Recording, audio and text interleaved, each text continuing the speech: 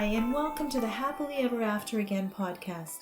Join author and relationship coach Cheryl Swady as she explores marriage transformation for struggling couples, forgiveness, healing, connection, love restored and renewed.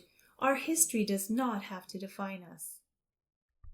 In today's episode, we'll talk about connection ideas when you don't have time to date. Tune in for Season 1, Episode 3.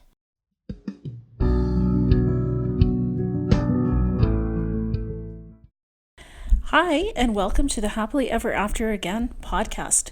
We are now on Season 1, Episode 3. Today we're going to talk about something fun and lighthearted. I'm really looking forward to it, and I hope you enjoy the show. So I'm wondering, are you having trouble connecting with your spouse?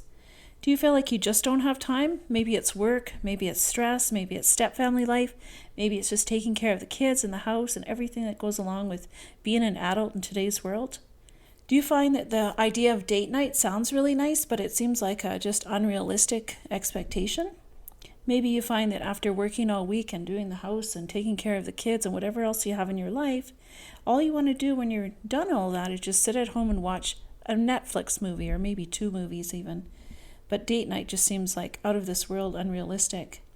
And you kind of know all the experts say that you're supposed to go on a date once a week, but really it's not going to happen for you. So what can you do? Are you doomed to having no connection with your spouse? Are you just doomed to a bad marriage because you can't have date night? Well, I want to offer you some hope. And today I'm going to offer you 11 ideas for connecting with your spouse when you have no time. All of these ideas can be done in 15 minutes or less, and they can definitely add to your connection with your spouse and make your marriage a better marriage. So are you ready for that? I'm not saying there's anything wrong with dates. I definitely advocate for them if you have the time.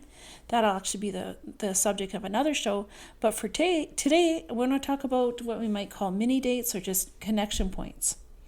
Okay, so are you ready? I have a list of 1 to 11. I'm going to see if we can reach all of them. We might not be able to get all of them done today, but we'll see how we do. Okay, so let's start the list. Okay, so the list, number 1, ask a simple question. Ask the question, how are you doing? But instead of just saying it on the way to the kitchen as you're getting the kids out to play or on your way to something else and you're in a rush, stop and actually ask the question and listen to what the answer is. The problem with this question, how are you, is it's used basically as a greeting. Like we say, hey, how are you doing? And we say, oh yeah, good. And that's all we expect from it. So we don't think of that as a real communication tool. But if you ask the question, how are you? You stop, you look in your spouse's eye, you show that you're ready to listen. You could be surprised what they might actually share with you, and just keep probing a little bit. Don't just take the fine, but actually ask how they're doing. Like, how are they doing physically? How are they feeling? How are they feeling emotionally? How are they feeling mentally, spiritually?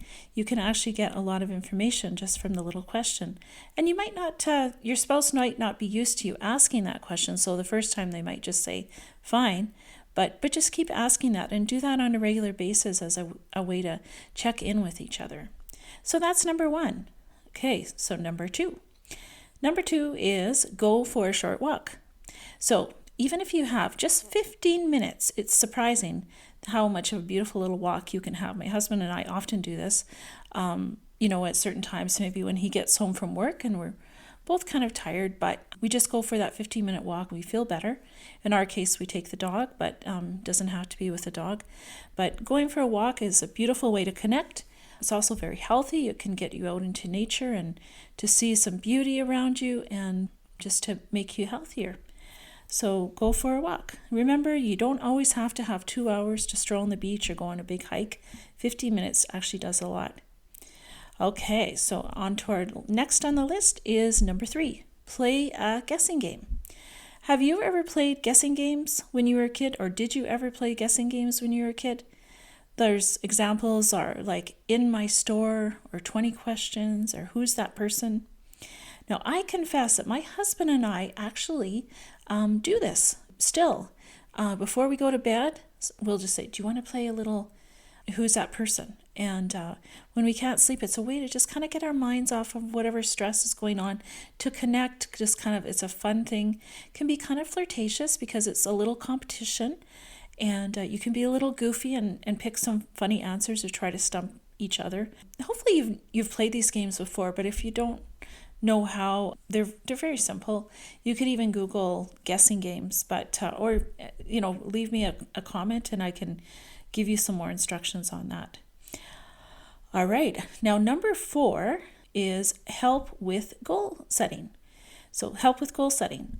This is really an interesting one because we tend to think that we know someone when we live with them. So we might not think of asking them about their goals because we kind of assume we know what they're going for. But the thing with goals is that they can change all the time. We're always put into new situations, like whether it's at work or whether with friends or our personal life. And so our goals are always changing depending on our circumstances and everything in our life. So asking about goals on a, fairly regular basis is a really good idea, just to check in and see what your spouse is up to and what they're looking towards now, what's important to them now. Some things you can do as you ask this question is ask them what the goal is, and if they say nothing, you could clarify, like in different areas of their life, whether it's a game or whether it's at work or whether it's with friends or whether it's personal. And then you could ask, what are some of the challenges around this goal? What are some things that are hard about the goal? Why is this goal important to them? And then you could ask how you could help, how you could give support to this goal. So that's number 4, is help each other with goal setting. Just another note on there too about goals is we might not actually call them goals, but it's just things that we want to achieve. So for example, last month I had a goal of cutting down on my internet consumption. So I've become very aware of how the internet can suck up our time and just take so much from us if we're too involved in it. It's something I've really been trying to deal with in my life. Now that's a goal I did end up sharing with my spouse, but it was a new goal. It was based on some things I've been reading and coming to an understanding of. And it's not something that my spouse would have known unless I shared.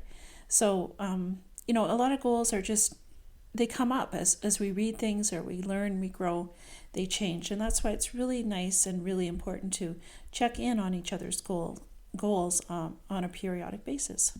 So these goals can be really transitory. They can be just, for a short time, or they can be long-term goals, maybe that are over a year, to lose, a significant amount of weight or to get a promotion at work. But whatever it is, just talk about those goals because that can really help to bring you closer. All right, so we're going kind of about almost halfway through the list here. So I'm going to take a little break here and go on to a segment that I call Marriage Media. It's where I share something I've been reading, listening to, or viewing on the topic of marriage. So here's a segment.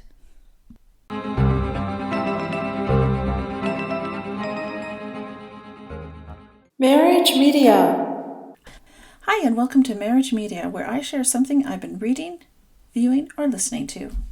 Today I want to look at a book I've read this week called The Invisible Woman, When Only God Sees, a special story for mothers by author Nicole Johnson. It's a little bit of an older book written in 2005. I actually ran across it at my sister's house where I was staying. I'd read it before, really enjoyed it. And it talks about the feeling that a woman has when she's just not seen. And she does a lot of work around the house and seems to be doing everything for everyone, but they just look right past her. I bet you a lot of us can relate to that feeling that we have where we're just unnoticed. In order to give you a feel for the book, I'm going to actually read a little passage here from it, because I think it actually speaks for itself, and then just tell you a little bit more of my thoughts. So this is from the beginning of the book. It says, "Now you see me, now you don't." It started to happen gradually. I would walk into a room and no one would notice. I would say something to my family like, "Turn the TV down, please," and nothing would happen. Nobody would get up and even make a move for the remote. I would stand there for a minute, then I would say again, a little louder, "Would someone turn the TV down?" Nothing. Finally, in frustration, I would go over and turn it down myself. One day I was walking my son Jake to school. I was holding his hand and we were about to cross the street when the crossing guard said to him, "Who is that with you, young fella?" "Nobody," he shrugged. "Nobody?" The crossing guard and I laughed. My son is only 5, but as we crossed the street, I thought, oh my goodness, nobody? Then I began to notice these kinds of strange things more and more, because it wasn't only with the kids. I was in the grocery store looking for Fruity Pebbles. a clerk from the store walked by and I said, "Excuse me, but could you..." And he was gone. He walked right past me to help a woman further down the aisle who was having trouble finding extra fine sugar. She looked about 22 and just so happened to be extra fine herself. I was left on my own with the cereal hunt. Another night, my husband and I were at a party. We had been there for about 3 hours and I was ready to leave. I noticed he was talking to a friend from work. So I walked over, and when there was a break in the conversation, I whispered, "I'm ready to go when you are." He just kept right on talking, and he didn't even turn toward me or notice that anyone was standing there. That's when I started to put all the pieces together. I don't think he can see me. I don't think anyone can see me. I'm invisible. So in this passage and throughout this book, the author really focuses on that feeling, and then she has a breakthrough where she's able to see her invisibility in a different light. I'm not going to share all of her answers with you today, but if you've ever had that feeling of being invisible, maybe especially as a stepmother or stepfather, I really encourage you to pick this little book up. It is available on Amazon or anywhere books are sold. Again, it's called The Invisible Woman When Only God Sees. I will also link to the book in the show notes. Back to the show.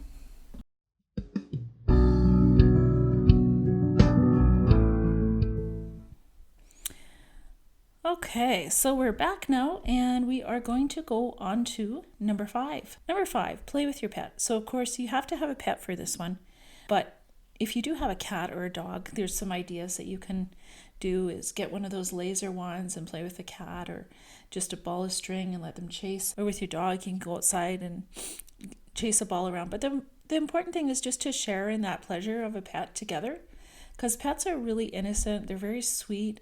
They're funny. Really, animals are hilarious. And so sharing that joy together, sharing some of that humor together. And that's actually, you're killing 2 birds with 1 stone, because you're, being a responsible pet owner is to play with your pets and give them some mental stimulation. So you're doing that, but you're also sharing some time together. All right, so we're going on to number 6. Okay, so this one's kind of fun. Number 6 is give a massage. I'll share something that my husband's love language is touch.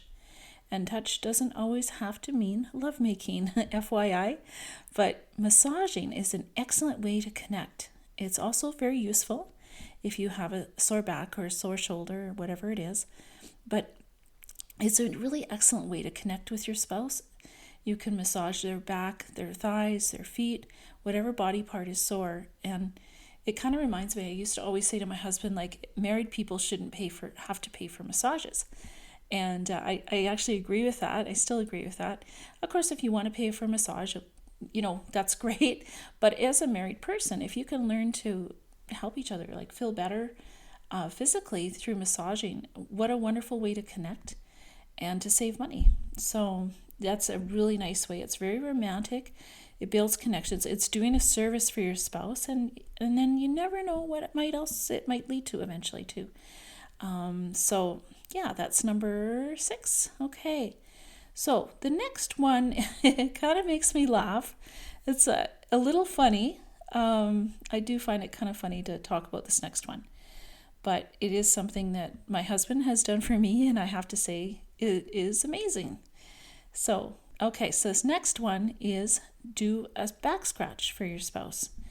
I'll just tell you a little story. When I was a kid, my mom, one of the things that she had a long-standing request from the kids, like from us girls, was she was asking us for a back scratcher as a Christmas present, and she wanted one for years. And it took me a while, but I actually found one for her when I was a kid, and she was really happy about that, and she really thanked me for that. And I don't know if it's an age thing, because I never really got what was the big deal about the back scratcher when I was a kid. I thought it was kind of a weird gift. But now, like, I totally get the back scratch thing. So I really haven't researched. Maybe someone else knows if that's an age thing or not. But I think I don't know if it's when we're older, but a lot of us, we're like bears or dogs. We just have this need to scratch. And if our spouse can help us out with that, I mean, that's very free. It sounds weird, but it can be very nice. And it's a wonderful way to connect and to meet the need of your spouse. So I'm going to go, okay, and just looking through with our time and everything, I think we're kind of running out of ideas. So I'm going to go to number 8, and then we'll, the rest, if you're interested in getting the other 3 ideas, you can get them on my website. I'm going to give you the website address. I also link to it in the show notes. So, okay, so the address for that is at secondmarriage.xyz/happily-ever-after-book-free-resource-package. So I know that's a lot. So that's why I am going to link up to it in the show notes as well. Now, when you get that, that's called the Happily Ever After Again book resources. There's actually 6 different resources here that you have access to when you sign up. There is the one that I'm referring to is called 11 Connection Ideas. So you can just go in, you can actually have access to a bunch of other resources on there as well to help your marriage. Yeah, go ahead and link to that. I will, like I said, link to it in the show notes. But it's secondmarriage.xyz, then it's happily-ever-after-book-free-resource-package. Okay, so yeah, you can get it here for all 11 ideas. I'm going to go over just the last one here. You can get the rest if you want. So the last idea for connecting with your spouse, and again, these are very simple ideas. I know a lot of them you've probably already thought of. I'm not saying they're completely original, but they're really good to remind us of things that we can do to connect with our spouse, even when we don't have that time to date. We have ways that we can connect that are really nice. Okay, so number 8 is to enjoy a coffee date. So make some coffee, tea, or another beverage of your choice. Remember back in your single days, a coffee date was a very special occasion. So if you remember when you were single, whenever that was, however far back that was, to go for coffee with a guy was like, wow, you're going for coffee with somebody. It was pretty exciting. So let's remember that and just treat it like more of a special occasion and bring back some of that glory. So if you can have a coffee together and really enjoy each other's company, just talk, connect, laugh, just enjoy it for what it is. And of course, it doesn't have to be coffee. My husband happens to drink coffee. I drink tea, but we enjoy that together. So those are 8 ideas for connecting with your partner for 15 minutes or less, especially for the times when you don't have a date night.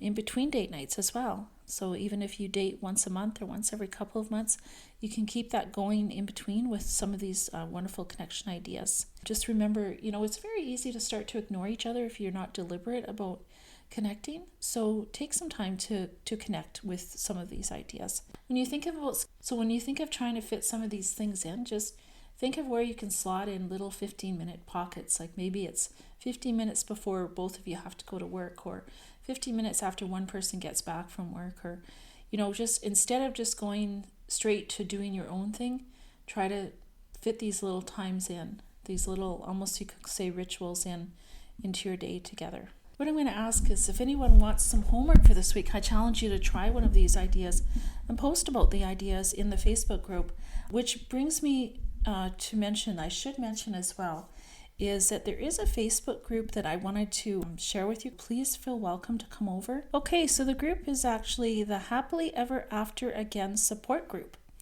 And it is a private group, so everything that's written in there is private from the world. You will have to wait to get permission to join, but you are welcome to go over there and get in that group. I'd love to have you there. Okay, so thanks so much for your time. So this show will be coming out on Thanksgiving weekend, so it was recorded before that, but I wanted to just acknowledge that, wish you a very happy Thanksgiving. I hope you have a wonderful time with your family and with your spouse. Thank you and take care. God bless.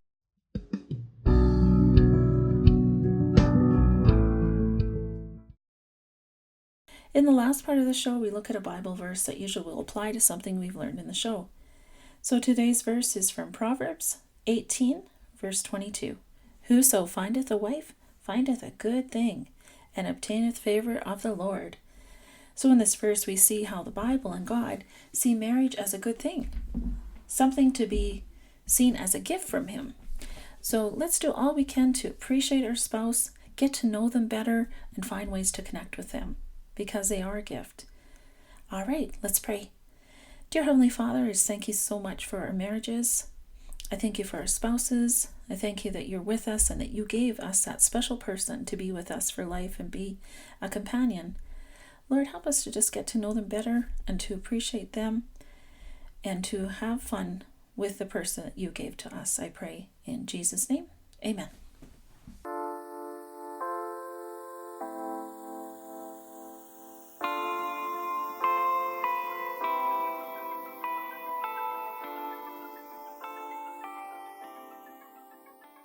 Today's show is brought to you by the Happily Ever After Again workbook, Hope, Healing, and Love for Second Marriages. It's found on Amazon in both Kindle and paperback formats. Pick up a copy for yourself today.